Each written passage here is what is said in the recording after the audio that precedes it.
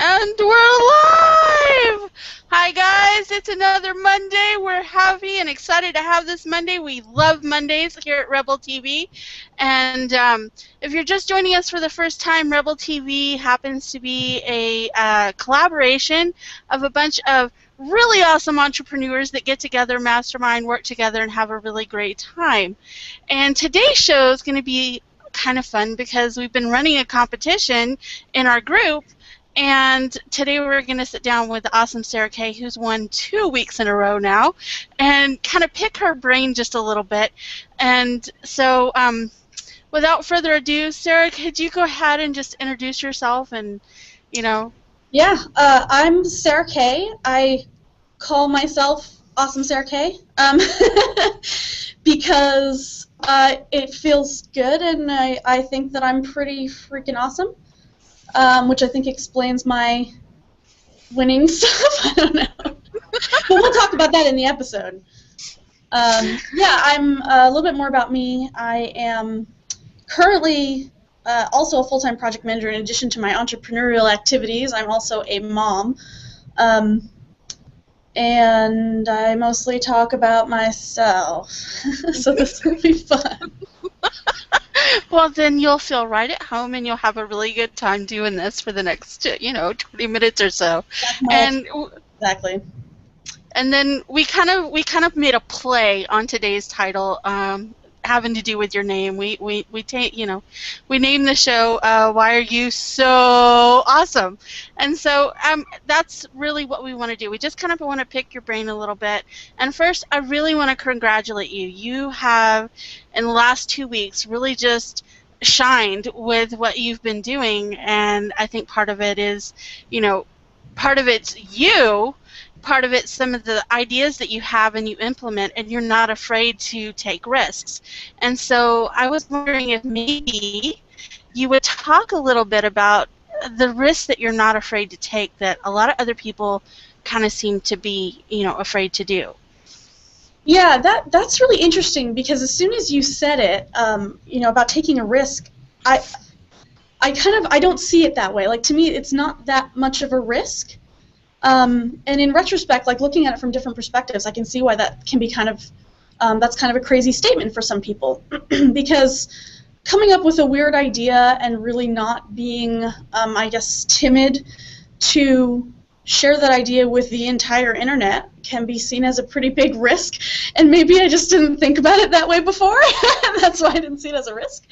But when it comes down to it, I learned very early on that, I think I was 12 at the time, that if I was really straightforward and I was really clear about what I wanted, that I would get what I wanted sooner rather than later. That's really what it comes down to. And so from that point on, I always made, or I tried to, I won't say always, but tried to make really conscious decisions about being clear about what I wanted, going for it, and that's tend to work for me. And so I guess the way that most people's habits form is you do something, and if it works for you, you keep doing it, and it's beneficial in some way, right? So it becomes sort of habitual, and that's kind of what happened. That's kind of what happened with me. That sort of explains my weirdness, because it worked for me. It kind of being straightforward when other people maybe were more timid has helped me to get to places that I wanted to go. So yeah, I think that answers your question. Yes, that answers my question. I guess that kind of works in with the Dr. Phil's, how's that working for you? Apparently it works pretty well for you. So if somebody, say they did have a crazy idea, or they wanted to do this kind of thing on the internet, what kind of advice would you dole out to somebody who's coming to you and going, okay, I just can't do that crazy. I'm afraid. I don't know how to step out of my comfort zone. Nobody's going to want to watch me. Nobody's going to understand this crazy idea I have. What kind of advice would you have for them? It's a little bit twofold, and it's going to seem a little contradictory, but bear with me. First of all, I don't think you can ever really ignore the potential impact that you're going to have on other people. So while we might often say, don't worry about what other people think, That's more a figure of speech to boost your confidence. Now, I don't think that you should live and make all your decisions based on what other people think, but that's important to consider. And so when you're talking about stepping out of your comfort zone and doing something weird, you have to sort of prioritize what sort of reactions you want to get and what reactions are good versus bad. And something that comes to mind to explain a little bit more clearly what I'm saying is no publicity is bad publicity. You've heard that statement before. A lot of times when people are getting on the internet, it's to get noticed, right? I think, I mean, that's the reason you put yourself out in front of other people, so that they can see you. And so I think you have to consider that on the internet, in a lot of cases, you know, one, not everyone's going to like what you have to offer. That's just, there's no way around that. There's too many people. It's going to happen. But in order to get in front of the people that will relate to you, that do want to see what you have to put yourself in front of everybody. So I would say no publicity is bad publicity. You know, keep that in mind. Expect some people who don't agree or don't like what you have to offer. That's fine. The other thing, though, is along with the any publicity is good publicity thing, is when you're weird and crazy, you stand out from the crowd. And it's not to say that you're not going to get noticed by not doing anything weird, because well, I almost take that back, because even when there are ordinary people who get noticed, it's because they've done something extraordinary. You know, you look at any leader, any success story, any mentor or celebrity out there, and it's only because they've done something different. It's almost, that's the normal thing, is to do something different. So my advice would be, I guess, do think about the kind of people that you want to attract and make sure that you are attracting those kind of people, but also understand that you're gonna attract more people by being weird, and more people means some people are not gonna like you and some people are. Awesome, awesome. Okay, so I have one question. When you're in this weirdness, how is it that you come up with your titles? Because you have like some of the catchiest titles I've ever seen on your blog post, on your videos, on, you know, just what you do. I mean, and they come off the top of your head. So yeah, I don't think, I'm trying to articulate if there's like a method to the madness. A lot of people will say, you know, do what's catchy for you. Like, you know, find out what you like. Make it something that you'd be interested in reading or looking at or checking out or clicking on. That's a little easier said than done, I think, because there's so much information out there. It's almost difficult to go looking for it, I've found, because I've tried that method personally. I think you have to be weird. I think you have to be a little mysterious, because I like, it's interesting, because I like to look for how-to articles, but that's when I'm searching for something explicitly. If I want to know exactly how to do something, I'm only going to pay attention to the how-to articles or the how-to headlines. And so if I'm targeting an audience that only specifically wants to know one thing, I might consider a very straightforward how-to headline. But the fact of the matter is, when you're doing marketing, you're trying to attract people who maybe weren't already thinking about this, you know, or who certainly weren't thinking about it in the terms that you're presenting it. You want to make a connection between what you're doing and these people who would find it valuable but may not have gone searching for it explicitly. So it's a weird sort of balance of being mysterious but not being misleading, and then just being weird about it. I really like metaphors. I think that works a lot. That's something I'm planning on using this week, so you guys can let me know how that works out. Because I think it's mysterious enough, but then when you watch it, it makes sense, and you go, oh yeah, that's cool. Trying to think of other specific things. Imagery, because if you can't, it should inspire something. So when you're doing a headline, okay, sorry, getting a little wrapped up here. So this morning on our team call, for example, Jackie talked about using images.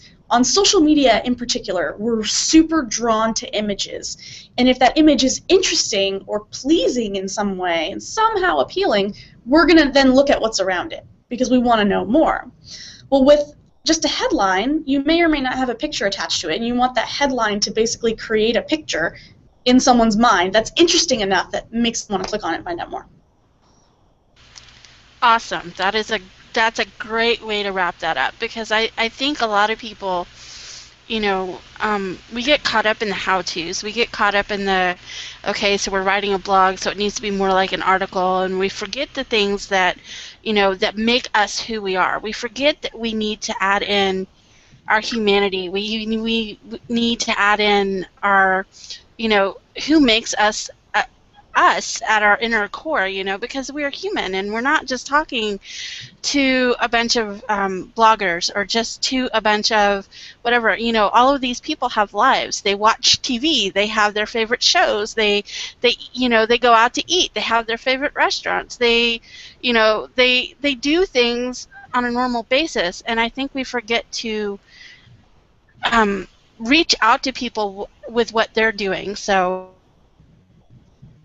I like the way you do things, because you make go, oh, hey, yeah, I can relate to that. I was thinking about that today, or I wonder how that plays into, and then it kind of goes from there. So I really like how you described, needing to have imagery. That really helped. So with that being said, we were talking a little bit before we got, before we went live, and you were talking about feeling like there was this two parts to you, that's kind of excited, and then feeling maybe not quite so, you're just kind of torn in between how to do that. And what I was going to say to you on that was that I thought it was really cool that you don't realize how many people you've helped just in the last 2 weeks, because when you do that, the thing that you've done where you've won, it's not just you. You're helping bring out that crazy in other people, and you're helping them to tap into their own humanity, their own uniqueness. So how is it that you go about when you're doing this and you're being the host instead of being the interviewee? How is it that you go about tapping into that person and really helping them bring out who they are and tap into that area? I think it's about being comfortable being myself. And the two parts of me that I was talking about, just to enlighten our viewers, are enraptured viewers, because I know you want to know. It's there was a part of me that was just like, oh yeah, heck yeah, I'm awesome, and I'm just gonna do what I'm gonna do, and you can take it or leave it. And then there was another part of me that was like, well, I really want to be humble because that's the right thing to do, and I really am appreciative of actual praise and criticism and things like that. So I think the key to bringing out that former part in other people is kind of leaving my doubts, at the door. Checking my doubts at the door, because how can you encourage someone to do something that you're not doing yourself? I think we do it all the time, but really it's not that effective. And it's as easy as just, maybe it's pretending that there isn't anybody watching the Rebel TV, just thinking that it's just us talking. But I think it's more about having that knowledge inside me that I know that I'm not going to be able to encourage someone to do something if I'm not doing it myself. Wow, I love that. That kind of hits the nail on the head. And I've noticed that in our group, with the things that we have going on with these, couple of different little competitions, ones with ourselves and then the one that we have going on with Rebel TV, there are people that are stepping up into themselves, and they're doing what you're doing, where they have no doubt, and they just kind of bring people on, and they try and encourage them, and they get them to open up. And it's really interesting to see how we've grown and developed, and how other people are coming into their own uniqueness in the last just the last couple of months. And so, and I think you're a big part of that. I mean, I think there are a lot of us that are back there that are that have learned from what we're doing, and we're just kind of passing it on. And so I enjoy getting to do this. I love getting to hang out with you. I mean, it's just like I would do this. Yeah, I think it's really, really, really important to be that someone who steps out. Because I honestly believe, and I think you were gonna touch on this in a minute, but I'm just gonna jump in. I honestly believe that everyone has the capability to truly be who they are and stand behind that. I don't think that everybody is innately just a follower, but in all honesty, we have doubts, we have fear of rejection, and we want to know somehow that it's okay for us to step out and be who we are, even though some people aren't going to like it. And all it takes is one or two people to take that first step and do it and show everybody, okay, like my whole world didn't shatter. You know, I'm not crying myself to sleep because I just decided to be who I was, you know, who I am today. So I think it's really important, even like you're saying, the little things that we may not think matter, when you're showing people anything, it can give them that courage for them to take that next step, because I did it and I didn't die. Yeah, it's that whole stepping outside your comfort zone, because, you know, the comfort zone's right here. It's little bitty, and then you've got this big spot over here that's full of everything that you want, but it's nowhere near your comfort zone. You've got to make that bridge. You've got to make that jump. And I think a lot of people go, "Oh my gosh, but there's nothing there. There's no net. There's no bridge. How do I get there?" You know? And it's just all about jumping out and swimming across to the other side. That's so funny that you say that. That is exactly how it feels for me when I'm stepping outside my comfort zone. Like there's nothing there. And yet I continually surprise myself by taking another step and finding that I haven't completely fallen over. It doesn't always work out the way that I wanted to. I don't always get the results that I expect, but I'm one step outside my comfort zone. And I love that phrase, everything you ever wanted is outside your comfort zone. Because otherwise you'd already have it, right? So I think that's super, super powerful, and that's really motivating for me. One, because like I said, one of my whys, one of my missions is to help other people sort of realize this capability in themselves, really realize it, not just think about it. And two, like I said, it motivates me to take my own steps to get to where I want to go. Oh, and that totally leads me up to my last question that I really had for you and that I really wanted you to touch on. I understand the hows of why you're doing this, and I understand the importance of it, but is there a way that you can really express your why? I mean, because I know the how is important, but the why is so much more important. And is there a way that you can kind of help others understand why that is and what your why is? As far as my why, I think the most powerful way I can express it is I was raised, or I grew up, however it happened, I have this innate sense of self-confidence. And it's not that I don't have doubts or experience fears, it's just that deep down at my core, I know that I can do whatever it is that I need to do. And I've talked to people throughout my life that I care about, friends and family, and just people that I have a weird connection with, you know. And what I found is that not everybody feels that innate core sense of self, of esteem, of confidence. And I don't understand. Like, it almost hurts me on some level to hear that some people don't know what that feels like. You know, it's maybe on a smaller scale and something that's a little more relatable. It's like being somebody who's grown up with parents and meeting somebody who doesn't have parents or didn't grow up with parents. Like, that's something that makes me sad, you know, that people didn't have this joy, this thing that has been so valuable for me. It's just, it blows my mind. And I honestly believe that everybody has it, they just haven't reached it yet. And so I guess that's my why. That sounds more like a mission, Sarah. That sounds like a mission to make sure. So unfair. The why is, it really is unfair that, to me, and it sucks, that not everybody gets this feeling. I don't think that makes sense. I don't understand.